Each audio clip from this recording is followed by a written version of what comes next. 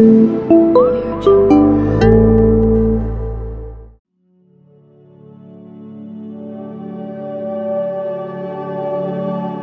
ini kita bincang-bincang sedikit tentang iman dan akal budi ya. Dalam sejarah gereja itu kita kenal para pemikir abad pertengahan ya, pemikir skolastik yang mencoba mencari hubungan antara iman dan akal budi. Ya, kemudian pada zaman modern ini ada ensiklik seperti Fides et Ratio dari Yohanes Paulus II, Veritatis Splendor dan seterusnya, atau Aeterni Patris.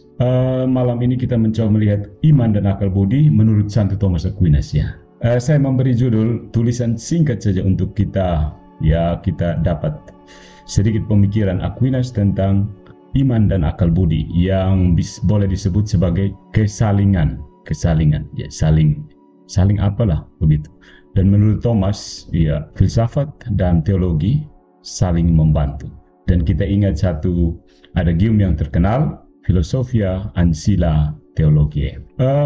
Dalam perjumpaan awal agama Kristen dengan filsafat Yunani itu ada jarak yang terbentang antara filsafat Yunani dan agama Kristen. Ya, jadi Plato dan Aristoteles dan pengikut-pengikutnya, kemudian Petrus dan teman-temannya. Ya, jarak itu antara lain dalam hal gaya hidup dan pola berpikir. Cara hidup Yunani yang mengidealkan kebahagiaan dan kenikmatan, jadi pada masa akhir filsafat Yunani terutama Epicurus dan Stoa misalnya, dengan semangat kemartiran yang merasuki para pengikut Kristus. Mereka menganggap lebih baik mati mempertahankan sesuatu, menjadi budak tanda petik ya. Orang Kristen pada umumnya pada saat itu menganggap sepele semua kenikmatan yang ditawarkan dunia, berbanding terbalik bisa dikatakan dengan misalnya Epicurus dan Stoa yang mengutamakan kenikmatan ya, kenikmatan perasaan yang baiklah ya. Nah, saat-saat penting perjumpaan lainnya misalnya dalam Kisah Para Rasul ya, kita melihat bahwa pewartaan Kristen sejak permulaan itu bergelut dengan aliran-aliran filsafat pada zaman itu. Kita baca bagaimana Santo Paulus berbincang-bincang dengan beberapa ahli pikir dari golongan Epicurus dan Stoa, dan analisis eksegesis mengenai pembicaraan di Areopagus yang telah menyingkapkan bahwa berkali-kali dia menyinggung kepercayaan-kepercayaan umum yang sebagian besar berasal dari Stoicisme. Kita ingat Stoicisme dari Marcus Aurelius misalnya, sedikit banyak mempengaruhi beberapa pemikir Kristen pada awalnya ya. Hal ini sama sekali bukan kebetulan ya. Salah seorang perintis dalam perjumpaan positif dengan pemikiran filsafat, meskipun dengan sikap diskresi yang hati-hati, adalah Santo Justinus Martir ya. Walaupun tetap menjunjung tinggi filsafat Yunani sesudah pertobatannya, Santo Justinus ini menegaskan dengan kuat dan jelas bahwa dia telah menemukan dalam agama Kristen satu-satunya filsafat yang pasti dan bermanfaat ya. Demikian pun menurut Clemens ya, Injil merupakan filsafat yang benar, dan dia memahami filsafat sebagaimana Taurat Musa sebagai ajaran yang mempersiapkan jalan bagi iman Kristiani dan bagi Injil. Bagi Clemens ini, filsafat Yunani tidak dimaksudkan pertama-tama untuk menunjang dan melengkapi kebenaran Kristen ya. Tugas filsafat adalah membela iman, sebab ajaran Injil ini adalah kekuatan dan kebijaksanaan Allah ya. Dan filsafat Yunani dengan sumbangannya tidak memperkokoh iman, tetapi dalam membuat serangan kaum sofis menjadi tidak berdaya, dan dalam melucuti orang-orang yang mengkhianati kebenaran dan memeranginya. Jadi filsafat mula-mula dianggap sebagai alat untuk apologetik ya. Filsafat Yunani dengan benar dapat disebut pagar dan dinding pelindung di sekeliling kebun anggur ya, menurut analogi Clemens ya. Di sini kita dapat mengetahui bahwa para bapak gereja sepenuhnya menyambut akal budi yang terbuka kepada yang mutlak itu, dan mereka memperkaya akal budi itu dengan kekayaan yang ditimba dari wahyu itu sendiri. Itu awal mula perjumpaan iman Kristen dengan filsafat Yunani.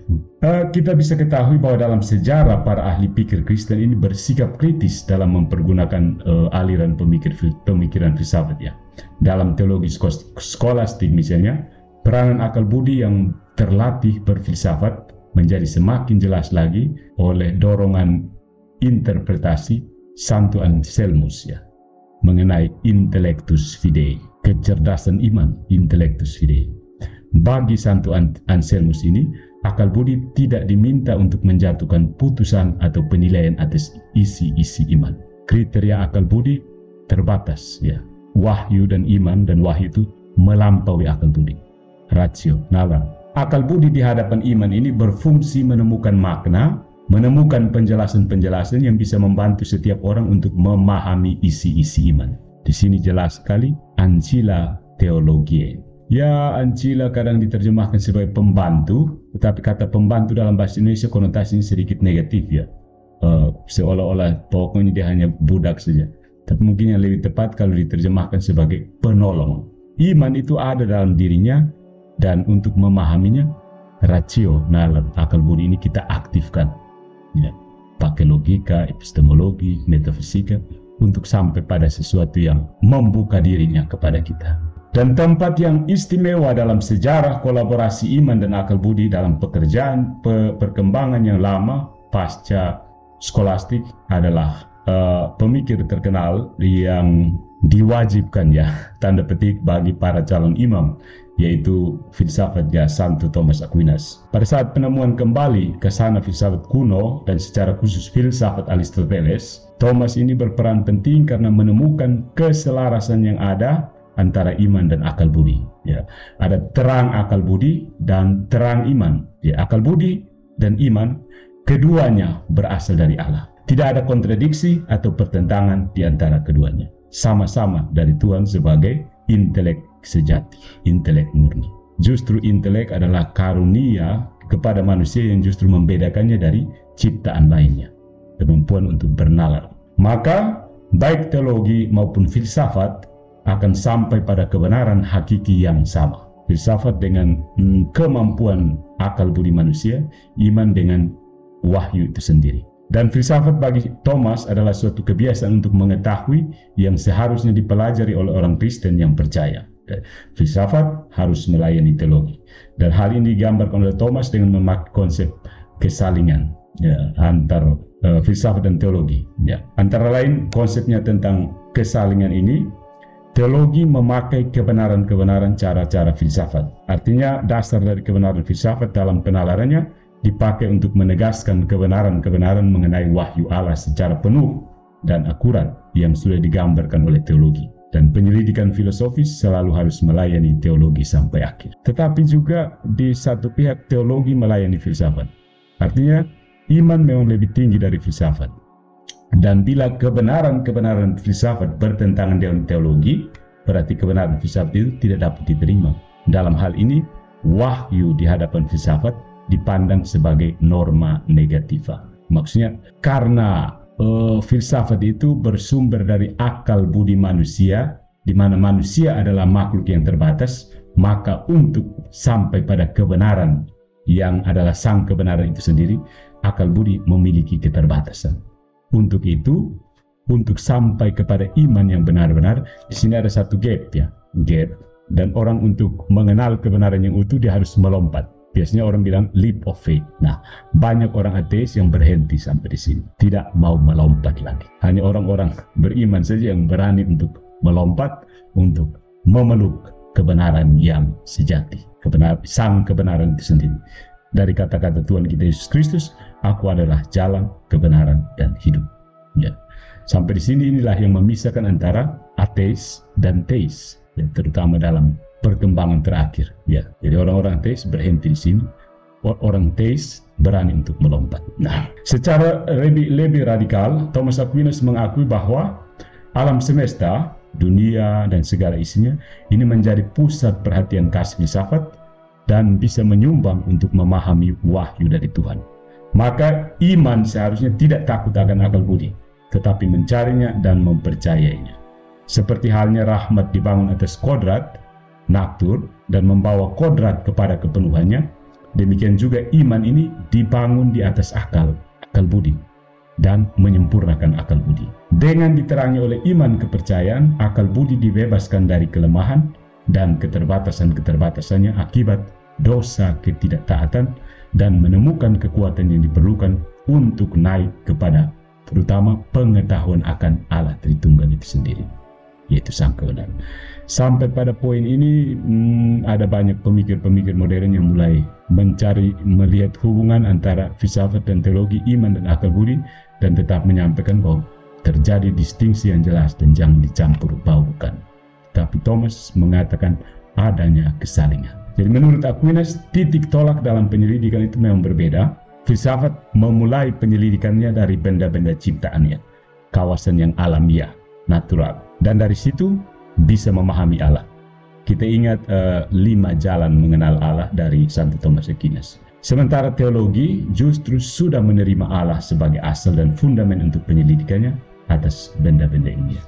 Jadi satunya dari bawah ke atas, satunya dari atas ke bawah. Harusnya mereka bertemu. Saat bertemu begini seperti arus ya, arus dan arus langsung menyala. Ya.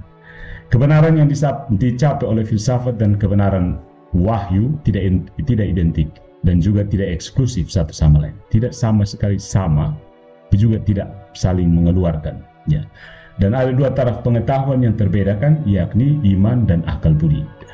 Terbedakan dalam hal sumber dan objeknya. Dan berkenaan dengan sumber, sebab kita mengetahui dalam taraf pengetahuan, yang satunya oleh daya akal budi yang kodrati, yaitu filsafat sendiri, sedangkan dalam taraf pengetahuan yang lain oleh iman, itu dari wahyu Allah sendiri. Allah sendiri yang membuka, sang intelek itu saja memancarkan sinar untuk menerangi akal budi ini. Ya.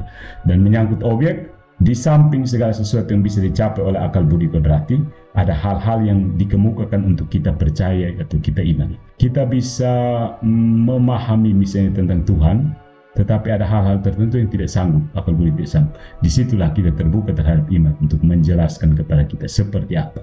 Karena ada hal-hal rahasia di dalam diri Tuhan yang kalau tidak diwahyukan oleh Allah, tidak bisa kita ketahui. Kita bisa putar-putar berlogika dan seterusnya, tapi ada beberapa poin dari Tuhan itu yang hanya kita bisa tahu kalau Dia mewahyukan dirinya seperti itu. Kalau tidak ya tetap terbungkus, tidak tersingkap. Nah, dari hasil ya kita lihat gambaran umum seperti ini, ada beberapa perangkuman. Yang pertama, iman ini tidak pernah bertentangan dengan akal budi, tidak pernah, kecuali orang dengan sengaja mempertentangkannya. Santo Thomas menunjukkan kepada kita bahwa agama memang berkaitan dengan pewahyuan yang harus diimani, tetapi iman ini melampaui akal budi dan bukan bertentangan dengan akal budi. Beyond itu bukan berarti bertabrakannya.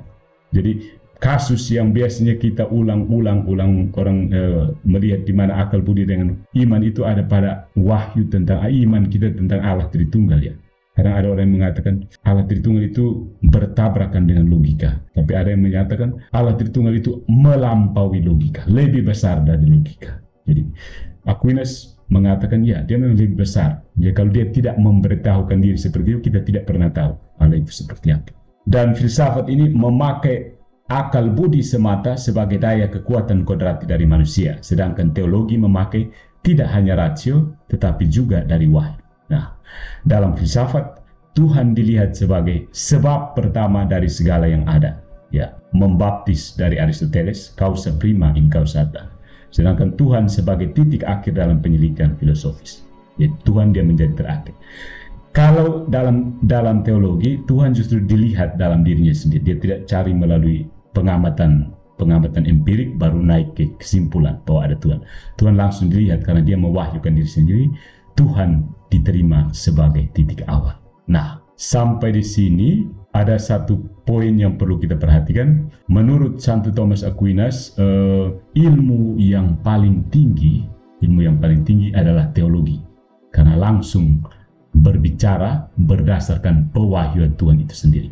Tetapi teologi yang tidak mungkin dijalankan kalau tanpa filsafat. Jadi berteologi pun dengan bantuan filsafat, dengan prinsip filosofia ancilla theologiae. Penegasan-penegasan dari Agustinus inilah yang kemudian dalam Aeterni Patris tahun 67 ya, tidak salah, saya kurang hafal tahunnya, itu Paus Pius menegaskan supaya kita orang Katolik wajib memahami, wajib merangkul filsafat Thomistik, tentu saja dengan alasan secukupnya.